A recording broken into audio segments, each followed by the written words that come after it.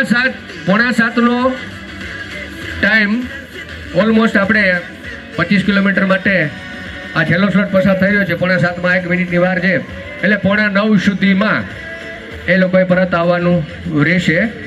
7:45 25 kilometre વાળા આ સ્પર્ધકો 7:45 સુધીમાં પ્રસ્થાન કરી ચૂક્યા છે।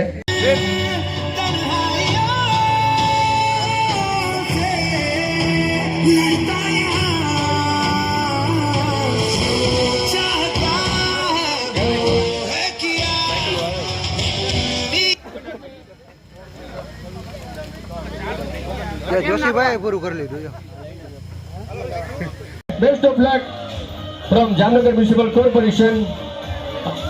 છેલ્લો સ્લોટ પસાર થશે પછી 1 કલાકની અંદર આ 10 કિલોમીટરના સ્પર્ધકોએ આવવાનું રહેશે। છેલ્લો સ્લોટ પસાર થશે એ સમય કાઉન્ટ કરવામાં આવશે।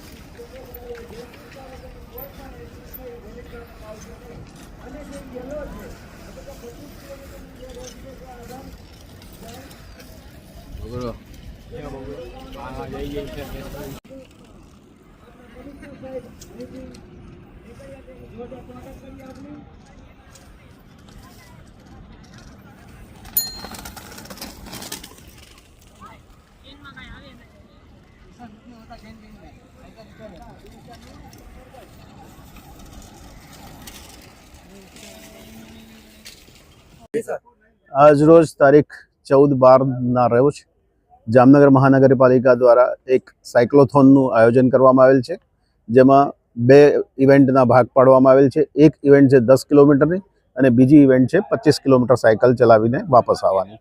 આ બંને ઇવેન્ટ્સની અંદર જામનગરવાસીઓએ ખૂબ ઉત્સાહભેર ભાગ લીધો છે અને 2500 કરતાં પણ વધારે સંખ્યામાં રજિસ્ટ્રેશન લોકોએ કરાવ્યું છે અને અત્યારે વહેલી સવારે 5:30થી લોકો ઉત્સાહભેર પોલીસ પરેડ ગ્રાઉન્ડની અંદર હાજર રહીને સૌને અત્યારે હાલ અમે ફ્લેગ ઓફ કરાવેલ છે અને જામનગરવાસીઓએ આજે સાબિત કરી બતાવ્યું છે કે તેઓ પોતપોતાના ફિટ રહેવા બાબતે જે માનનીય પ્રધાનમંત્રીની ફિટ ઇન્ડિયા મૂવમેન્ટના બારામાં એ લોકો પોતે પણ કેટલા સજાગ છે એનો આજે પુરાવો આપ્યો છે। સાથોસાથ આ જે આપણે સાયક્લોથોન કરી છે એની પાછળનો મકસદ સ્વદેશીને પ્રોત્સાહન આપવાનો પણ છે।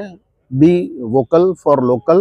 આ બધા જે કન્સેપ્ટ માનનીય પ્રધાનમંત્રીશ્રીએ, રાજ્ય સરકાર અને કેન્દ્ર સરકારે આપણને સૌને આપેલા છે એ બધાના ઉપલક્ષમાં આજે 10 કિલોમીટર અને 25 કિલોમીટરમાં સૌ ભાગ લેનાર જામનગરવાસીઓને હું આ સાથે ખૂબ આશરે 2500 કરતાં વધુ લોકોએ રજીસ્ટ્રેશન કરાવ્યું અને અત્યારનો હાલનો આંકડો પણ મોર દેન 800 તો થયેલો છે। એક્ઝેક્ટ આંકડો હું તમને રેલી ખતમ થયેથી આપીશ।